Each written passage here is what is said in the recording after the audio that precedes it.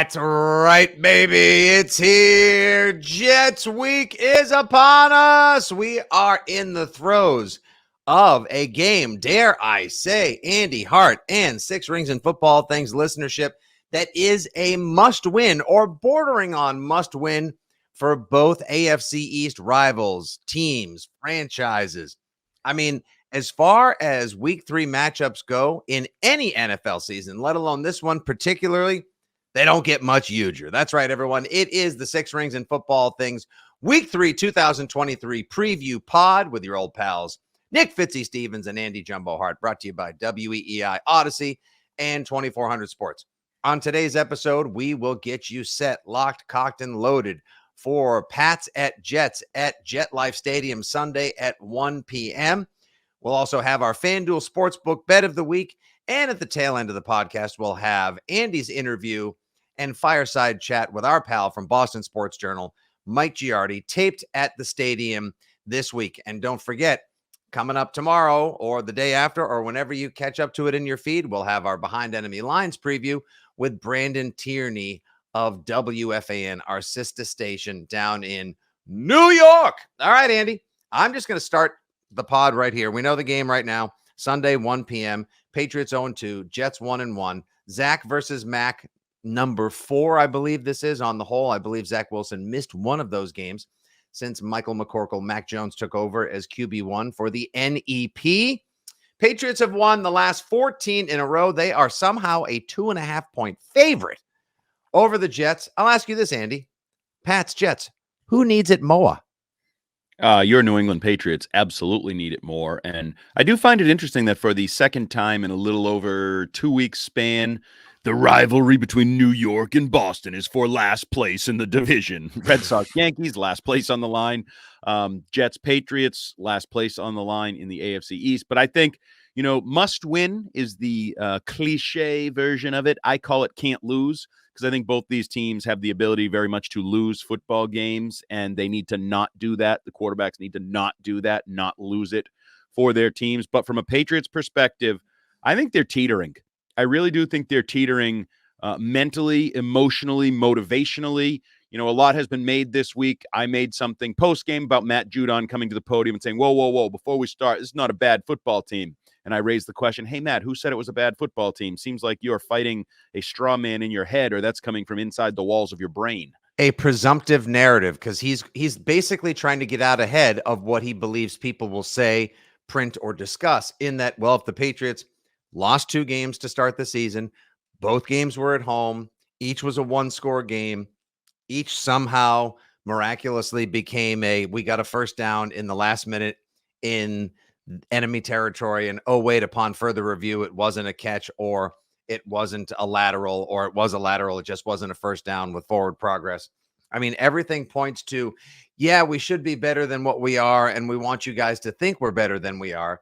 But if you're 0-2 and you're headed towards a matchup against one of the better defenses in football, isn't there a chance people might be saying after Sunday the Pats are kind of a bad football team?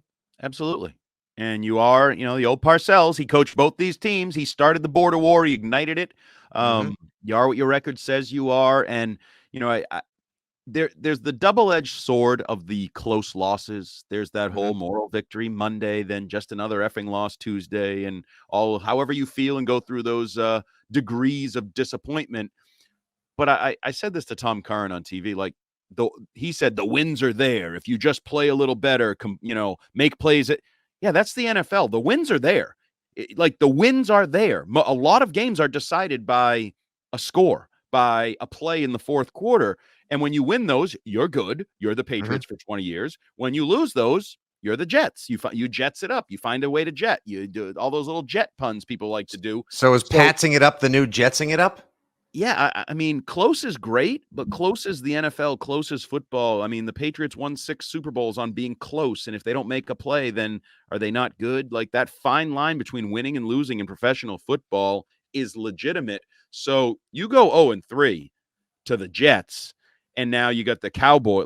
and suddenly the schedule looks more difficult. Oh, maybe the Saints aren't so bad, and those I Raiders are asked you the competitive. very thing this week on one of the many different podcasts. And listen, if anyone isn't subscribing to Breaking Boston, we had some excellent Six Rings and Patriots adjacent chats over there on the referendum/debate on Mac Jones. Is he good? Is he bad? Is he the man? Is he him? Is he not? We also discussed Christian Gonzalez as maybe the best draft pick for Groh and Belichick in his ascending stardom following Tyreek Hill's compliments in the loss to the Dolphins as well. I asked you this week, Andy, I think maybe it was on the previous Six Rings. Show me on the schedule the easy win for the Patriots. Show me the guaranteed dubs. Like you used to be able to roll. First of all, we rolled out of bed in August and we were like, all right, I'll see you at the AFC Championship and save me a spot on the parade route.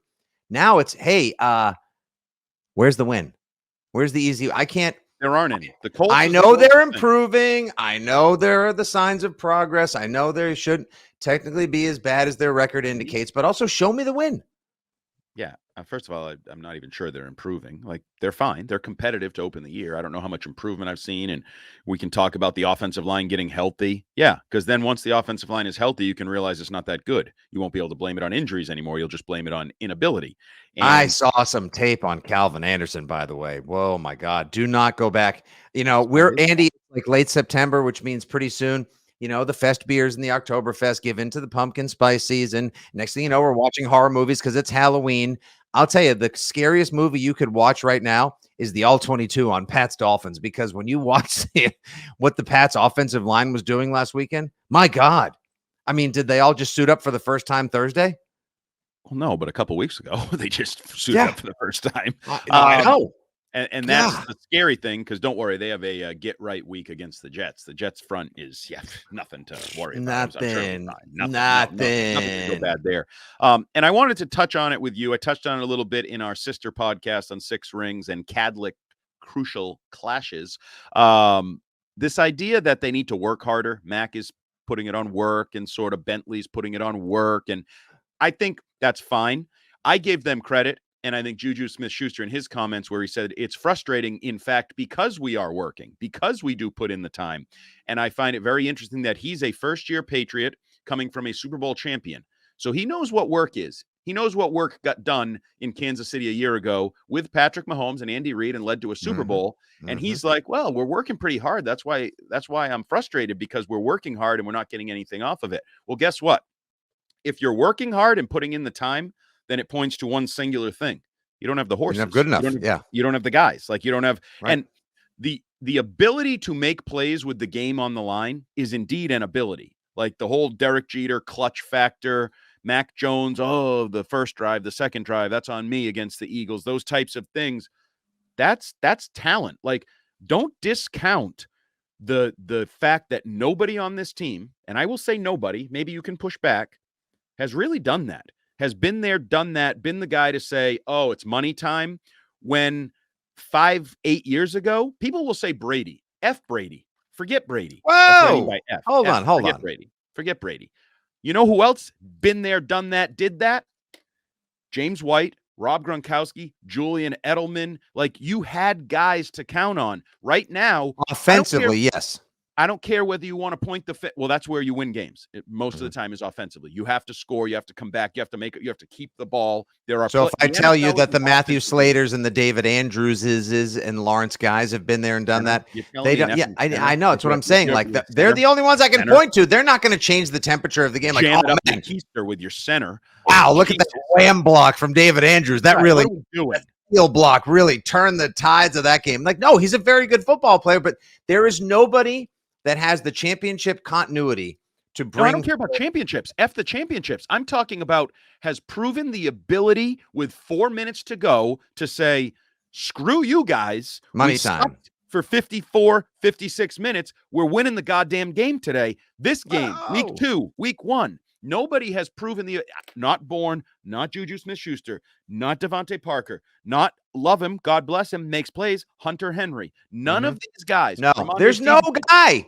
I asked you last Sunday. I asked you last Sunday on the post-game show. I asked you again this week on the pod. I even asked Rich Keefe on the nighttime program. Rich, Andy, audience, everybody. Somebody tell me who's the guy who is going to see the Patriots down by 2, 3, 4, 7 and say, no, F this. We're winning today. Get on my back. I'll be the one that makes the difference. He's not there. Ramondre Stevenson. I want to say Ramondre Go ahead. Stevenson. Well, feel free to say it. 2 yards a carry. So I can't say 2.8 yards a carry. No, you can't. And I think he actually even kind of tried to do it in the Eagles game with his pass catching, yards after catch. Yeah, that one play, like the double spin move. Like, I think he wants to do it. I think he wants to be a closer. But once people start freelancing and trying to do a little too much, Andy, when they don't, quote, do their job and they don't stay in their lane and they try to do multiple jobs, that's when mistakes get made. That's when stupid laterals get made. That's when crap starts hitting the fan. Did you hear Mac Jones? We're done talking about last year. Okay, cool. There's been no stupid laterals this year. There was a pretty necessary lateral. The very necessary. Oh my God. The Cole lateral damage of week 2 continues to spill everywhere. That's excellent wordplay. Don't you say that. It's excellent wordplay. Stop it. That is Patriot level wordplay. Good, but not good enough. Yep. Good. Not terrible. That's not terrible, but not great. There you go. That's exactly what you can look forward to each and every week, multiple times a week on Six Rings and Football Things. Of course, brought to you by FanDuel Sportsbook. FanDuel, make every moment more. And I wish it was make every moment score, because the Patriots don't do enough of that. All right, Andy, I want to get to a couple questions as we preview the game itself, less the referendum on the Patriots season. On the whole, I agree with you. The Patriots do need this more than the Jets. Although I got to tell you, from having listened on Wednesday, I had to drive into New York City, so I didn't even have to use the Odyssey app to listen to our friends, our sister station, weei-fm. I listened to the midday show where Brandon Tierney is, and he'll be joining us to do the Behind Enemy Line segment. They are fired up for this game. Whoa, Nelly. They are, and they see a Patriots team that is vulnerable.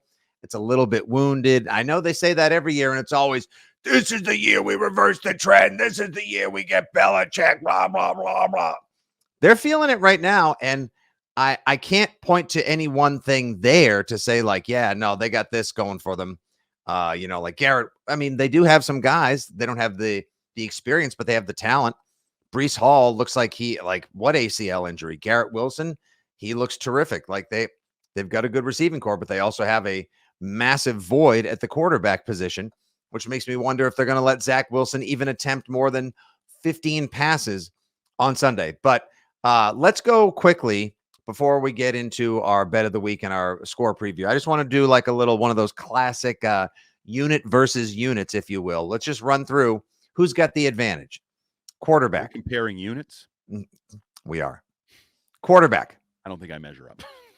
All right. Quarterback. Give me Mac Jones. Yeah, absolutely. That's a pretty easy one. Running game. I know it should be a blowout. And yes, he is playing much better. Zach Wilson still can't get out of his own way. Didn't play as poorly as the stat line shows last week, but at the same time, still did throw interceptions. 3 of them, that is, in Big D. Mac Jones and a landslide. The running game. Well, I mean, real quick, Mac Jones has thrown interceptions that have lost his team the game in 2 weeks. Both times. See, again, the debate rages on. But Mac Jones definitely greater than Zach. Mac over Zach. The running game.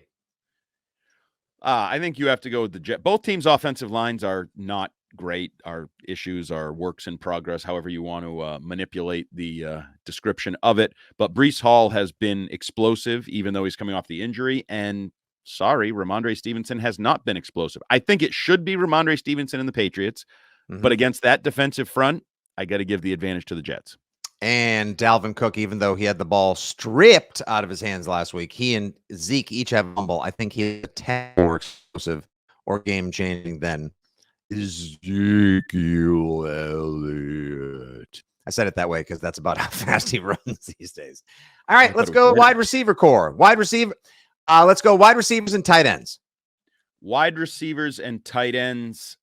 I'm going to go with the Jets because I think they have the best player on the field. And I think this is yet another week where your lack of an elite weapon is so noticeable, is so comparative. Like, oh my God, they have an elite young receiver. Why don't we get players like that kind of thing? Should have drafted Zay Flowers, blah, blah, blah, blah, blah. And the Patriots just haven't played well at receiver. As I said, I think it's a massive commentary on their team and their position that people are all fired up about Booty and Demario Douglas, and you can't bench Douglas and all these, like, you're counting on 6th-round rookies to carry your receiver position. That is a sad state of affairs. So give me Garrett Wilson and the Jets. Yeah, D-Mac and Rodney Harrison were both displeased with Belichick's decision to sit Pop Douglas. I would say inarguably the most explosive, quickest, fastest guy the Pats have on offense, like you said, which is quite the indictment of where they are talent-wise. And lest we forget, also this week, Ahmad Sauce Gardner, the defensive rookie of the year last year for the New York Jets, said about the Patriots offense, quote, "They don't really have a complex offense. It's pretty simple for the quarterback to get the gap scheme. Everything is really simple." Could that come back to bite him in the ass? Could that be bulletin board material? And do the Patriots have enough weapons to make him pay for it? No. Nope. All right, great. That Pats have the better tight ends, better receivers are in the Jets. So I'll go with you. If we're going to lump the pass catchers into a group, advantage Jetropolitans. Let's go defensive line. Defensive line, that would be the Jets. Okay, that we don't even need to. Now, how about the secondary? Sauce Gardner, DJ Reed. Was it Whitehead? Jordan Whitehead, the safety who had 3 picks against Josh Allen week 1 versus Gonzo. Jonathan Jones is back. Excellent safety group for the Patriots. I think this one's a wash. You might go tie, and it's certainly you're getting a groundswell of positivity for Gonzalez. Tyreek Hill praising him. We're all watching the development of a true number 1 corner, best rookie corner, best rookie in football, blah, blah, blah, blah, blah. So I'll give it to the Patriots by a not, but that whisker. Yeah, and I don't think you'll get exposed in this matchup, which is good. You're not going to get exposed by Zach Wilson and the Jets passing attack. Mm-hmm. But I still have concerns about the depth. I still have concerns about the coverage. It's a little thing, but the way they manipulated to get Tyreek Hill on Kyle Duggar last week, and they score an easy touchdown off of it. I don't think coverage is a strength of Duggar and Jabril Peppers. We've seen kind of the not removal, but Jalen Mills and Adrian Phillips are afterthoughts players in this secondary. Yeah, right they're now. not playing as much as I thought they would. And geez, Louise, how about putting Mills back in at cornerback? I mean, you're leaving poor Miles Bryant out there on an island last week against the Dolphins. And while ultimately it didn't end up costing them greatly, at the same time, he got a little exposed-ish. Yeah, I think both of these secondaries have holes. Both of them have high-end players, so there's kind of a blending. I don't know. It's close. You might just want to give the nod like I did to the Jets at receiver because they have the best player. Sauce Gardner's the best player. Not having the best start to the year, which is concerning because you don't want to be the game where he, really hits his stride and has a couple picks and gets dominant and gets talky and gets cocky and get all those things. So it's close. It's close for both of them. Special teams. I'm going to go Patriots. I would say Pats too. I mean, we haven't seen Ryland's 1 for 1 on field goals. It was a 49-yarder. Plenty of leg, was drifting a little bit towards the end, but that's all right. It was outdoors, Foxborough, nighttime, blah. As far Greg the leg is a little dinged up for the Jets, so there's that. Bryce Baringer looks terrific. I think one of the matchups sneaky in this game is Siebert versus Ryland. No one will talk about it. It's boring. But that's what we're here for. That's why you come to 6 Rings for Siebert versus Ryland talk, bro. It sounds like UFC 275, Siebert versus Ryland. I just think it's going to be a rock fight. Field goals are going to matter. You have 2 kickers trying to prove themselves, assuming it's Siebert. I actually didn't check if it is him, but I'm assuming it is. Terrible. They have a good. No, it's not. Hi, Bert. Siebert.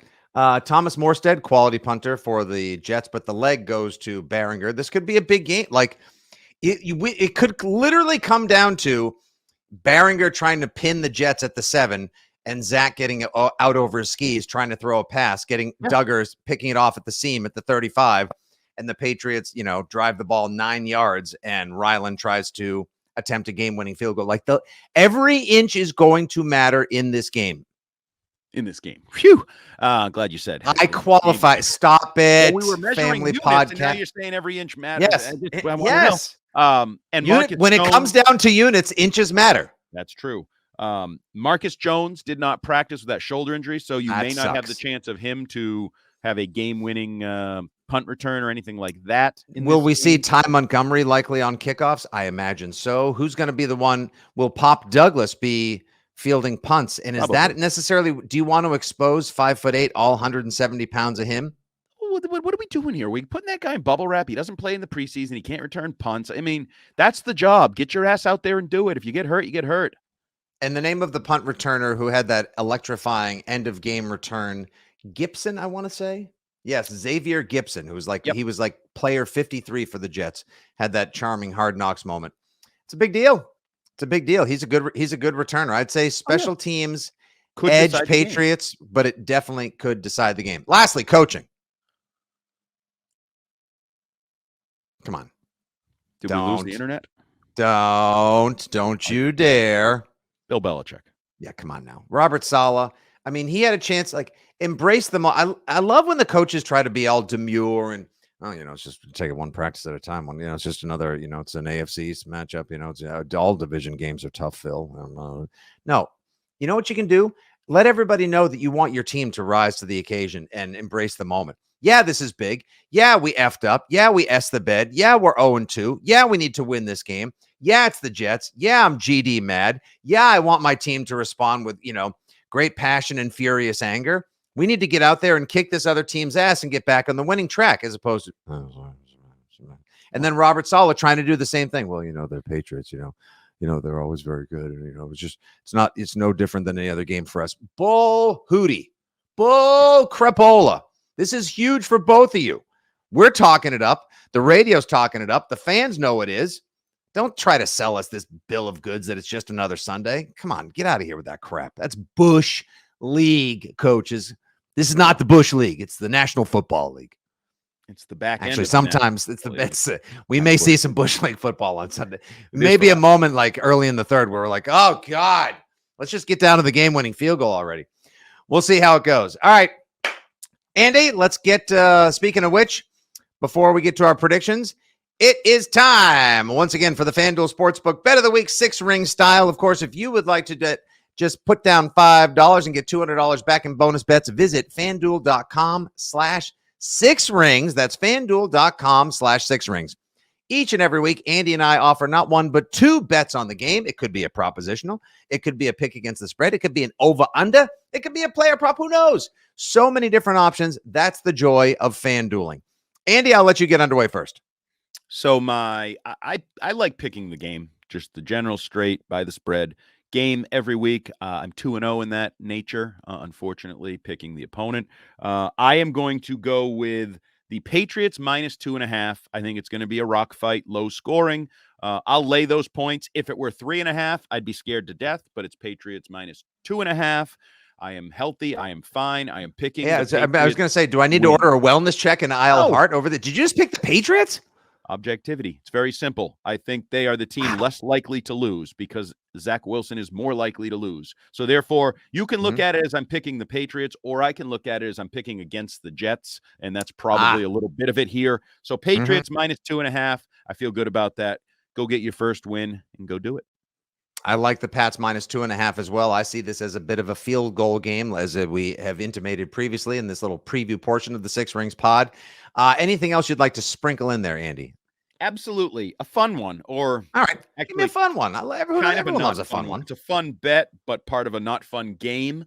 At +190, Patriots punt on their first possession and Jets punt on their first possession. So we open the game with a pair of punts. Hold on a second. Ring. Hello. Would I like some free money? Yes, I would. Thank you so much for calling. +190, Patriots and Jets to both punt on their first drive. Thanks, Uncle Andy. Yep. Love it. All right. I'll get to mine real quick right here, Andy. They're two under bets. I also like Patriots -2.5 as well. Like I said, field goal game. But at -115, give me under the total of first half points overall at 18.5. This definitely has 9-6, 6-3, 10-6 written all over it. These traditionally are not high-scoring games, except for last year when the Patriots went into a prevent defense and took a pick from Zach, then let him throw a touchdown, then took a pick, let him throw. I see it nip and tuck, tooth and nail all the way. And then also, I like Patriots total points under 19.5 because if you haven't noticed, they've been averaging 18.5 points per game on the season overall, and this is a damn good defense. That's at -108. So there's two other propositionals you guys may want to jump on right there. And he's got the Patriots -2.5, and he likes +190. Pats and Jets to each lead off with a punt. I like under total first half points overall, 18.5, and the Patriots total points under 19.5. You're welcome. As always, brought to you by FanDuel. Make every moment more, and visit FanDuel.com/6rings to take advantage of their fabulous offer and bonus now. All right, Andy, final score. What do you got? All of the under talk, the punting talk, the turnover, I think it's all accurate. Maybe we'll be surprised. Maybe this will end up a 38-35 shootout where it's some coming out party for Zach Wilson and Mac Jones. That would be fun. I would love to talk about that. I don't think it's going to happen. I think the defensive line for the Jets is a problem for the Patriots. I think the quarterback of the Jets is a problem for the Jets, and therefore I think scoring will be down. I'm going to say the Patriots are just the better, cleaner team. I think they're fixating. Mac is fixating on not turning the ball over, not digging a hole, all of those things they've talked about. So I think the Patriots go on the road, get the win. I said earlier in the week, I'm going to stick with it. 17-6, somewhere in that range, where once they get in the red zone, they've been able to score. Wow. So that little problem they've had in sort of just +50, but getting into the red zone, clean that up a couple times, score a couple touchdowns. Ramondre Stevenson has a good, well-balanced game. I'm going to say 70 yards rushing and 70 yards receiving for Ramondre Stevenson. Wouldn't that Patriots, be nice? 17-6. You ready for this one? It'll sound similar. It's not the old-time obnoxious New York chant, but I've got 1916. Patriots win. How about this? 2 touchdowns and a field goal for the Jets. However, they miss an extra point. The game is tied up all the way. A late Zach Wilson interception snagged by Christian Gonzalez leads to Mac Jones driving the Patriots all the way to like the 29-yard line from 46 yards out. As time expires, Ryland, the kick is up. It's good, and the Patriots get their first win of the season. Unicorn show ponies. There's your beef. And Andy Hart and Nick Fitzy-Stevens field positive calls and joy in the hearts and mouths of Pats fans all 3+ hours long on the Six Rings postgame show Sunday. It's going to be a thoroughly entertaining game. The weather looks like it's actually going to clear up. It'll be overcast. The rains should wash away all the pains of previous Jet losses. They've lost 14 straight to their big brothers in the AFC East. Will the Patriots run it to 15 straight? Will Zach Wilson be the lesser QB on Sunday and once again a drag on the Jets? Can Mac get it together and not turn the ball over Sunday? Will Ramondre emerge? Is Christian Gonzalez the best young player on the Patriots? Is he going to be the best cornerback on the field on Sunday? Andy, so many questions, such compelling content. Make sure you listen to WEEI NFL Sunday 10 to 1, and of course the Six Rings postgame show afterwards. And thank you, FanDuel, for sponsoring us once again.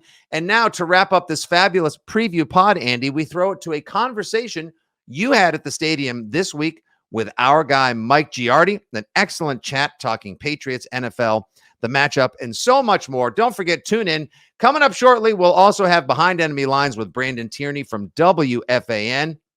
And, of course, the Cadlick's. It's always tough to say. I'm still not in a rhythm on this one. Cadlick's Crucial Clashes. The matchups that our beat writer, Mike Cadlick, would like to highlight is hosted by Andy Hart. It's all available in the Six Rings and Football Things feed. We wish you a good day. God bless. Go Patriots. And now, Andy and Giardi, previously recorded from Gillette.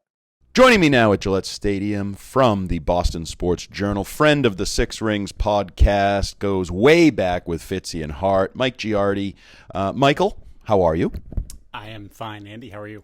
So we are kicking off. I know it's week 3, but let's be honest. I don't have the greatest work ethic in the world, and I'm just getting to Gillette Stadium. We're kicking off what we hope will be weekly chats with various beat writers from around the Boston market, websites, papers, radio, whatever it may be.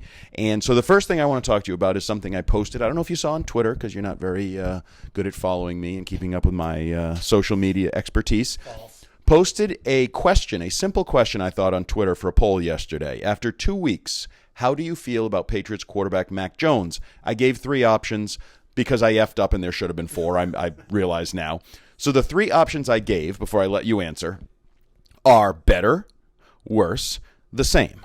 I should have broken the same into the same, never liked him, or the same, still have hope. A positive and a negative same probably should have been in there. But surprisingly, over 50% feel better about their New England Patriots quarterback. So, Mike Giardi, how do you feel about Mac Jones after 2 weeks? Andy, I voted in said poll. Yeah, you just slandered me, and it's false. And I voted better. I think it's kind of what we had hoped for when they hired Bill O'Brien. I think you're seeing much more of the Mac we saw as a rookie than the guy we saw in his second year. I think you're seeing answers that he didn't have last year from the hammerheads that were calling plays. And there's a more comfort, I think, with him. I think there's more confidence. Like, I know he's been down after the losses, but I don't know why that's a problem. Like, I would be down too. You play to win the game, as Herm Edwards once said. So I feel significantly better about where he's at and where he's headed as we go forward. Okay, so you feel better, which is good. I'm glad you feel better. I look out for you. I like your well-being. But you have a coach who has a losing record post Tom Brady. You have a quarterback who has a losing career record after that loss. You have 2 games in which I feel like you can feel better, and I agree with that. I actually would say I feel marginally better. I think the voting sort of showed that. I think Bill O'Brien, just all of that. It's not the dysfunction. It's not the poop show that we saw last year. It's not good enough. You're 0-2. And I think in the evaluation of Mac Jones, everybody is right now.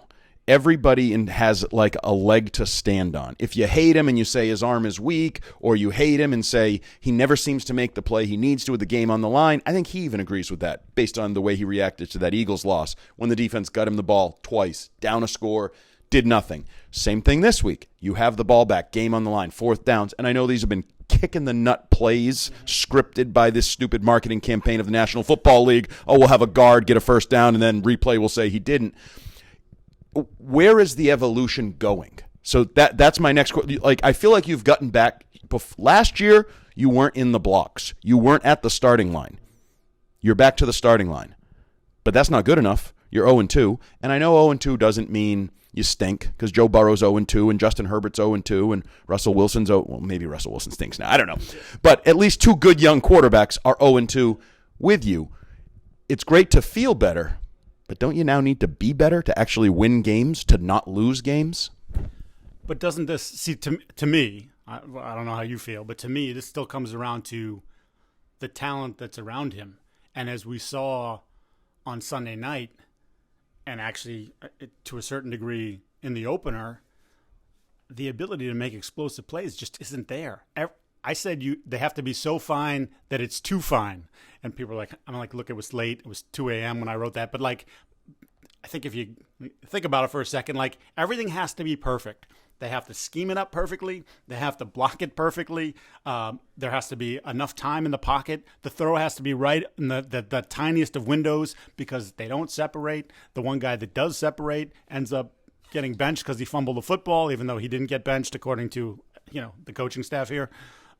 So that to me is the big thing. And you watch Tua. I don't think Tua's great. I'm not even sure Tua's good. He might be pretty good, like sort of where I put Mac as a rookie.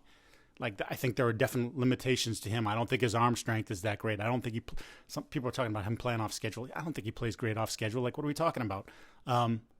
But he has Tyreek Hill. He has Jalen Waddle. He has Raheem Mostert. Somehow, even though their offensive line's a disaster and didn't have their left tackle, they're ripping you for big gains because they have a coach who everything that they've done there has been for the quarterback. And whether you believe the quarterback can be great, I don't believe he can be great. But they gave him Tyreek Hill. They drafted Jalen Waddle. They went out and signed Teron Armstead, even though he hasn't played thus far this year. They built things around him to make him look. They've propped him up. Patriots haven't done that. The Patriots have Mac's thrown, 90-something times in the first 2 games. They haven't propped him up. They put him in terrible spots with the people that he has around him. And you're competitive, but like you said, competitive is not good enough. You got to start winning some of these games.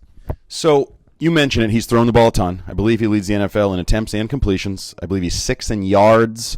So he's numerically up there now, standings or something else. I want to pull in something that I used in my ranking the roster column a couple years ago that seemed to draw a lot of criticism from fans when I had Nick Folk as the second best player on the roster. Hey, by the way, Nick Folk still looks good. The idea that judging a person and comparing him to his teammates based on his ability to do his job, his singular, whatever you ask him to do. Mac Jones is doing his job at whatever level people perceive. I don't, anyone can have their opinion. But my question would be, if the offensive line and the wide receivers and the tight ends and the running backs were doing their job at the same level that Mac Jones is doing his right now through 2 weeks of the season, would you at least have one win and maybe two? No. I don't like that answer. Try again. No, because you're not as talented as those two teams that you played. There's a talent gap there, and even though I think you got better, I think you're more talented this year than you were last year or even the year before, that there's still a gap between you and the other guys. Like, you don't have anyone like Tyreek Hill. That just like petrifies you. The Patriots played petrified of Tyreek Hill. As they should. He's scary. He is scary, but then they gave, ask the Chargers. Right, but then they gave everybody else opportunities to gash you, and guess what? They did. Well, you can't allow the Mostert run. If you're going to play that way, you can't allow the Mostert 43-yard touchdown run. That's the way I look at it. You knew you were going to allow ground yards. If you put 3 safeties 20 yards from the line of scrimmage, I mean, that's just the reality. You're going to give up yards on the ground because I also think you have questions at linebacker and some other spots. But you can't give up that backbreaker of a run, in my opinion. But I don't really fault them for fearing Tyreek Hill, and they didn't let him beat him, so they checked off that box, right? Who cares that they checked off the box? They didn't win the game. Hello, you play. Well, right, but that's so great. You stopped Tyreek Hill. I'm sure they're wicked happy here. Like, oh, our great plan held him to 5 catches and 40 yards. He still scored a touchdown when he got a mismatch on you. Oh, by the way, their coach is good. Right, like, so, and River Craycraft is catching 22-yard passes on you in big spots. Jalen Waddle ran a go route in which he gave the quarterback 5 yards from the sidelines, unlike Devontae Parker, who got his contract extension, who immediately got pushed to the sidelines within 10 yards of his route. And while Mac Jones threw a terrible ball, that was a terrible route. So, like, I think both of them get L's on that one. I feel like in both cases, the opposing team toyed with you a little bit. 16-0, the Eagles said, we immediately throttled down. You all of a sudden 16-14, second half, they punch you right in the mouth. They go right down on the field on you. I know it ended up in a field goal, but like they exerted their will on you again. It was like, okay, we got a little bit of a game here, but this is what we can do. And the Dolphins, same thing. It's like we sit there and we look at the end of the game and you say, well, they had the ball. They were at the 29. Cole had the first down. It's like, was it really that close, though? Did you really feel like you were in the game? You got opportunities in part because the Dolphins, I mean, the field goal attempt from Sanders that he missed that gave you the great field position, they're going for it on 4th down if Tua doesn't freaking fumble the snap, which he did, 4 times in the game? Again, he's just okay. He's fine. But, I can't sort of get past the idea that they almost played like a little cat and mouse game with you. And when they needed to, they made plays. Okay, so a couple things. First of all, careful with the shots at Tua. I have found over the last week plus that Dolphins fans are the biggest bitches on the planet. And I truly believe it comes from a place of insecurity. I think deep down in places they don't talk about at parties, they have doubts about their quarterback. So I think there's that. And then the reevaluation that we bring to Mac. If we take the same standard to the team, I don't care whether you projected this team to have 6 wins, 7 wins, 10 wins, 11 wins. You're super high on them like Curran that thought after 0-1 they were going to go 3-1. Oh, he's jumped ship finally? He's realized that 3-1 was never real after 0-1? Don't you have to lower – I mean, I got to think most people that thought they were going to win 8, 9, 10 games thought they might handle their business against the Dolphins at home, right? Yes. That was a winnable game. And I think you may need to reevaluate what you think of this team. Now, there's others, and, Matt Judon, we're not a bad team. Nope, no one said you were. I believe in the National Football League, and you used to check these numbers. You had all those high fancy falutin'. A lot of games go down to 1 score. There's a really lot of games that are decided by a score. You lose those, you're not a good team. You win those, You're a good team. That says you're a good team. In the record, the Parcellian evaluation, you're a good team. So you're right. It's a tease. They are hanging, but you're also digging a hole. Just like you're digging holes in games, you're digging a hole in the first quarter of the season. And I wrote this the other day. Like, I love the cliches, like, because I think they're so true. Like, you can't win a game early, you can't win a season early, but you can lose one. You can dig a hole that you can't get out of either in the season or the game. Are you reevaluating what you thought this football team can be, will be, would be, talent-wise, and course of the season, what they're going to kind of turn into? I mean, I had them at 8-9. So now you should have them at 7-10. Yeah, but then I figured, so what I had when I did it was I had them splitting with Miami, and I had them splitting with the Jets. I don't think you lose to Zach Wilson. I think. You sure? I'm not sure. I'm not. Isn't this going to be a lose-off? Which team's going to try to lose it and doesn't? Like, I really believe, my feeling, like we talk about must-win games. I don't think this is a must-win game. It's a can't-lose game. Don't F it up. You can't be the one Mac Jones, who throws a pick for the third straight week. That pick changed both games. The first one, they scored. The second one, you didn't. Both those games could be different if you don't throw those picks. And those are bad throws, bad plays, bad decisions, bad everything by him. To me, that's what which third-year quarterback who's questionable is going to F it up? Because one of them, I think, is going to F it up, and we're going to be talking about it next week. But one team is going to put a lot on their quarterback. The Patriots have to put a lot on their quarterback right now because there is no sign of a running game either. And maybe that changes this week, although, again, even though the Cowboys did whatever they wanted, you're not the Cowboys. You don't have that same type of personnel. I also look at it, too, as, you need a win. You're 0-2, so in theory you're more desperate than they are. But they got embarrassed. And that defense, DJ Reed was talking about the 85 Bears, and then they gave up however many points to Dallas, and Dallas, like I said, did whatever they wanted to. You don't think they're getting their manhood challenged? Read some of the headlines in New York already. They're sort of challenging them. But behind closed doors, Salah's a defensive guy. There's going to be a lot on them. Okay, guys, you know what the limitations we have at quarterback. You just played a crap game. This is a get-right game for us. Go out there and shut him down. Hold them to one touchdown. Make them kick field goals, whatever it is. So, there's that push and pull, too, of, who's the more desperate team here. I think they're both in a weird spot. I'm pretty sure the Patriots' offensive line will be part of the story against the Jets, or probably for the rest of the season. It's been all summer, all offseason. Failure to address it with any significant moves. The one thing I want to push back against, though, and feel free to correct me if I'm wrong. You like to do that. I believe you say Andrew on Twitter, which adds you to my list of my wife and my mother who use that. So everybody's like, when the offensive line gets healthy. Wasn't 4/5 of the starting offensive line on the field for the bulk of the game against the Miami Dolphins? You're without Trent Brown, who has since tweaked his contract, and I no longer know whether that's a hold in, whether he was truly concussed. I'm not accusing. I'm just throwing stuff out there because I feel like he's a player where you can be safe throwing stuff out there because sometimes it's worthy. But regardless of that, you had Cole Strange, you had David Andrews, you had Mike Onwenu, and you had Calvin Anderson, who I think the worst thing that's going to happen to Calvin Anderson is when everybody else gets healthy and starts paying attention to Calvin Anderson, because I think you're going to see you have a journeyman practice squad right tackle. But what is the upside of the offensive line? When Trent Brown back out there, when he wants to be, that's good news for you.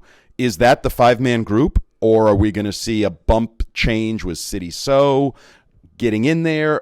Antonio Mafi, is he going to be in the what is the healthy five-man line that is going to fix everything that ails this offense?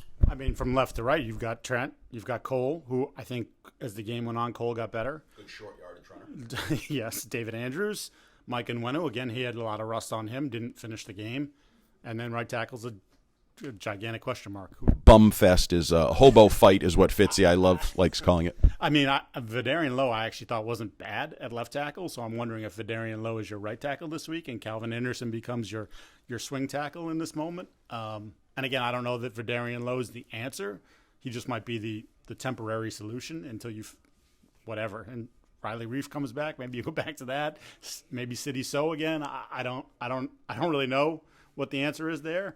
But can you be better offensively if those four guys are clicking and seeing it through one set of eyes, as Dante always told us, and the fifth guy is just whatever? I think you can probably make that work.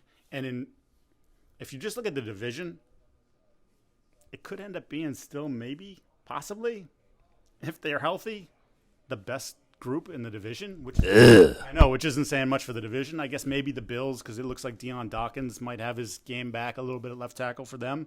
But I don't know. I mean, and again, I don't know. What does that give you? What does that – maybe it allows you to run the ball a little bit better, which then introduces – I know people say you can run play action all the time even, but they don't want Mac to turn his back on anyone right now. So maybe that invites a little bit more play action. And maybe you can create some more explosives even though you don't have the most explosive guys on the outside. Okay, so sticking with the reevaluation theme, there's 3 guys I want to talk about that were 3 of my favorites in the summer. The 4th would be James Robinson, and he's apparently out of football.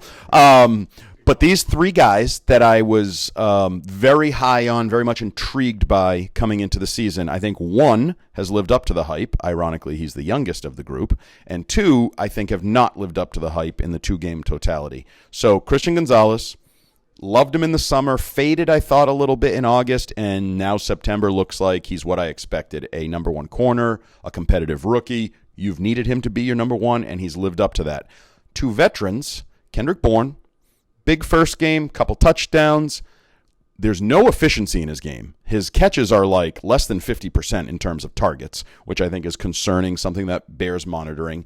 And I just don't see the spark. Like, he's supposed to be your playmaker, and I thought it was glaringly obvious when you see guys like Waddle and Hill running motions or different things like, oh, yeah, that's what a real one looks like. And then the third guy is, you mentioned the running game. I don't think Ramondre Stevenson on the ground has been very good. I think he's pitter-pattered. Now, maybe we blame some of that on the offensive line. There's no confidence. He's trying to find holes instead of hit holes. But he had a bunch of short yardage runs, 2nd and 1s, 3rd and 1s, where blow through the line, get your 1 yard. I don't need 5. Now we move the chains. Now it's 3rd and 1. Now we try a terrible toss. Now it's a tackle for a loss. Like, I think Ramondre Stevenson and Kendrick Bourne have not been good enough to help Mac in the midst of everything else. So give me your just sort of quick evaluation on those 3 key contributors or failures. Gonzalez doesn't look out of place at all. He's super smooth as a coverage guy. Whatever, as a run guy, I mean, there were a couple times he was exposed a bit in the run game. I don't really care about that. Like, you brought a guy in here to cover, and so far so good. And I just like his overall demeanor. I think the guys have talked about that quite a bit. Just a level of calm in his play. Number 2 was who was number 2? Kendrick Bourne. Kendrick, yeah. Well, look, I mean, I don't want to go back to it, but but I just they're all of their receivers are professional receivers. They belong on a football team, but they're all out of whack here. There are no 1s. I don't think there's 2s. If he's a 3, okay. But like you said, there's a dependence on him. I mean, had a chance to make it was a really good throw from Mac down the sidelines. And he put 1 hand out for it. I do think his other hand was restricted. Oh, you have to look at the replay, man. I did. Hands on the chest. PI. No. PI. He had the chance to use the other arm. He didn't use it. And they keep trying that play. He's not. He's just not that player. I think, again, if there's maybe some play action or maybe Pop Douglas is eating you up inside and maybe you get a little bit more room out there, maybe something will pop. But, yeah, it's inconsistent. But that's what he's been his entire career. That's even what he was 2 years ago when people were raving about him. So, and when we talk about last year, it's important to note that he was partly responsible for what happened last year with his own play time. Because when he got opportunities, he wasn't consistent. He made dumb mistakes. How many penalties did he have last year? Wide receivers don't get penalties. He had penalties like line of scrimmage, lining up wrong, like stuff like that just can't happen. So I just think he is what he is, which would be a nice part of the passing game if he wasn't a primary guy. Here he's a primary guy, so that's a problem. Ramondre, look, I thought week 1 I thought he looked like he was playing sick. He looked like he had no juice, that he was fatigued. Last week, I think there's like a level of frustration maybe already. Like, God damn, every time I get the ball, it's like I have nothing there, and I think he is. I love him. I think he's the best running back they've had since A.J. Dillon, but I think he's also one of those guys. Corey Dillon. A.J. Dillon, Corey Dillon. I feel like he does need a little bit of room to roam, that there has to be a little bit of a period for him to start up, and that once he gets that little hole, then then all of a sudden you see the power knocking over linebackers and safeties or whatever and getting to the second level. I don't feel like there's been any of that. So maybe he's searching for it, and that's led to some of the lack of decisiveness in his runs and just say, screw it, 2 hands on the ball, I'm lowering my head, and I'm getting the 1 yard. And maybe he's searching too much for a big play. But, yeah, he needs to be better. But I think that whole operation has been so bad. Like, they tried to run the ball in the beginning of that game against Miami. And Miami's front that got gashed by the Chargers was like, no, not today. Our guys are going to beat your guys, and they did. So as we wrap this up here in Six Rings and Football Things, I'm going to ask you a simple question. It is mid-September, long way to go, 15 games, months of action. I always talk about this. We get caught up in – and it's like training camp. You get caught up day to day, and you're like, wait a minute, it's only been 3 days, and I'm saying a guy sucked or a guy's great. Same thing with the season. When we look back on this, are the Patriots right now spinning their wheels? Are they going down the hole? Or are they laying the foundation for maybe an upward tick when maybe they get a bounce or maybe the competition's not quite as good? As your overall feel of the team in 30 seconds or less? Optimistic, pessimistic, or it doesn't matter? I guess I still have a little bit of optimism. Yeah, because I think they're going to win this weekend. And you're 1-2, and then you're going to go to Dallas, and you're probably going to get spanked by Dallas because right now they're the best team. I mean, who knows? McCarthy is not the greatest coach, but then that's to me when the season starts. Like you wish you had the Miami game because in my head I had them 2-2 after the way it all played out in September, and now it looks like 1-3 is probably the way it's going to be. That's when it starts. You got games against the Saints, the Commanders, later against the Colts that I think you have to have. There's no, like, Pittsburgh, these are all games that I think maybe if they lose one of those, they'll be fine. No, now because of the hole that you might find yourself in coming out of September, those are all games you're going to have to win. And I think when you look at the talent on the other side, you say they can do it, assuming we see some progress here, but it's going to be a lot of one-possession, one-score games. So the team that hasn't been able to make the gotta-have-it plays at the end of the first 2 games, Mike Giardi predicts later down the line in gotta-have-it games might even make the gotta-have-it plays or just be the more talented, well-coached team and pull themselves out of this hole. We are in a hole, a bunker, Gillette Stadium. There's no windows in the room we're in, but each and every week on Six Rings and Football Things, we're going to bring you an interview from the home locker room, not behind enemy lines, behind friendly lines, I guess, with the Patriots beat writers. First on the list, of course, it's week 3, but first on the list is our friend Mike Giardi. Mike from Boston Sports Journal. Thank you for joining us, Michael. Always a pleasure, Andrew. See you.